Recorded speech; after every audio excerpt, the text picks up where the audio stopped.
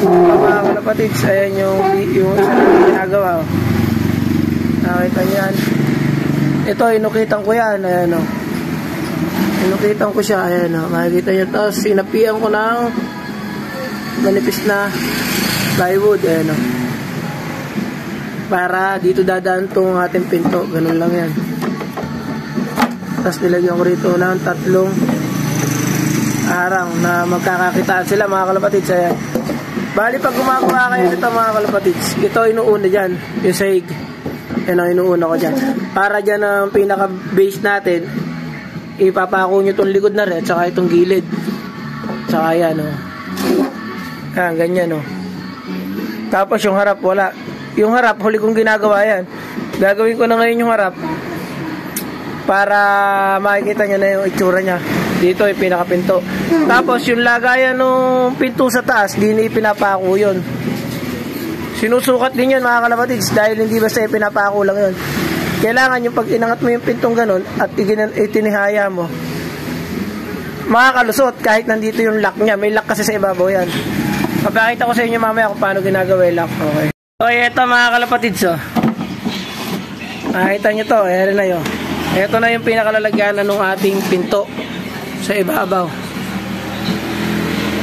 Yan yung magiging silbing stopper na din sa itaas yan, no? Stopper siya. Ito ang dalawa na to. Yan yung pinaka-stopper.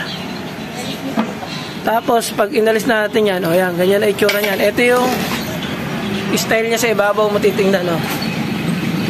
Meron dito, pinako ko dito yan. Tapos itong dalawa na to, diretso hanggang dito, kabilaan. Para sila yung sasalo sa pinto. Ganyan. Bali dito maglalagay pa ako para sa kabila. Bali may sukat nga pala ito mga kalapatids. Hindi basta yung kinakabit to. Kailangan tatansyahin nyo yung ilalagay nyo, gagawin yung lock dito. Halimbawa, ito yan mga kalapatids. Ito yung ayan na, ayan yan halimbawa. Okay, ito mga kalapatids, oh. Halimbawa, ayan. Kaya may guhit dito yan. Ito yung guhit mga kalapatids. Ito, ayan, ginilita ko dyan yan.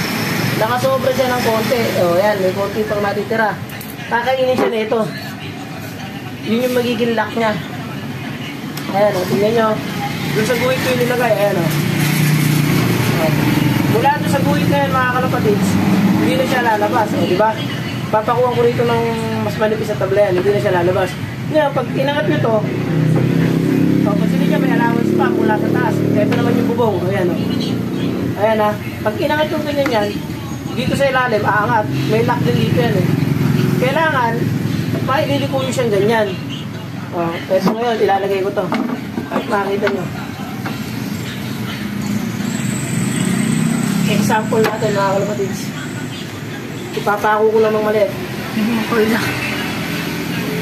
Para lang makita nyo.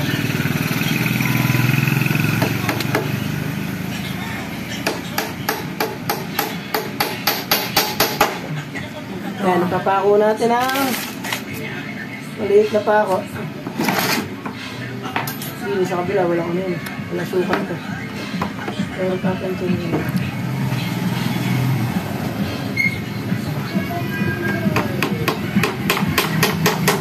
Ayan, mga kalapatids. Nakipako ko na. Halimbawa yan, ayan o.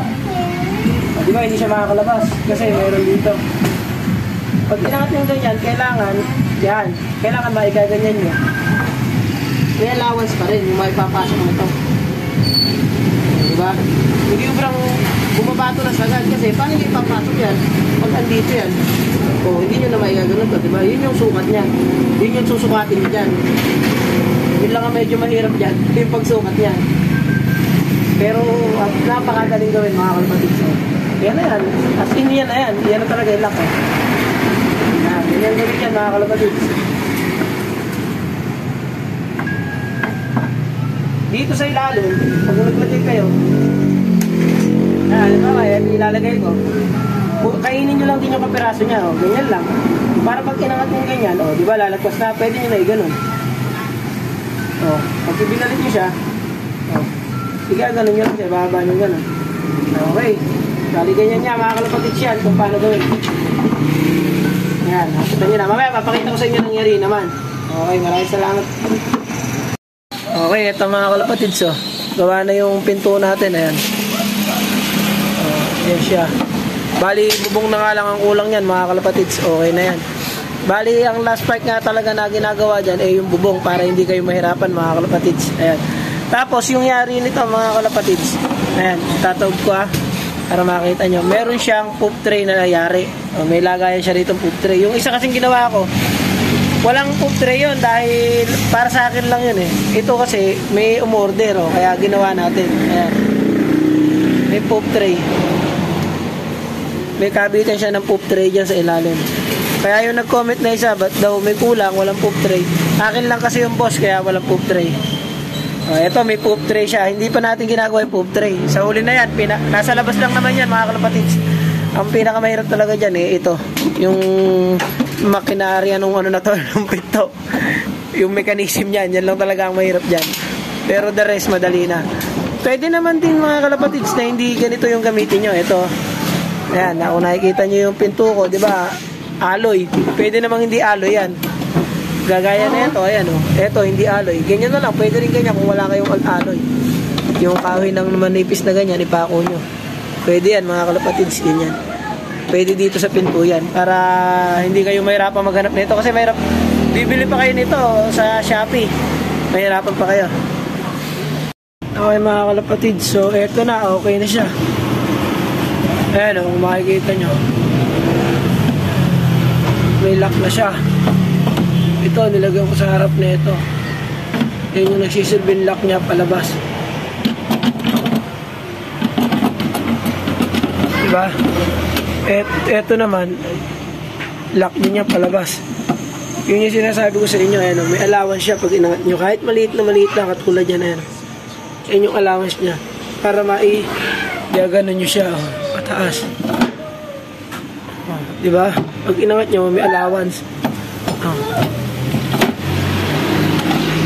Dahil wala naman sigurong kalapating bubuhat ng pinto para iangat yan.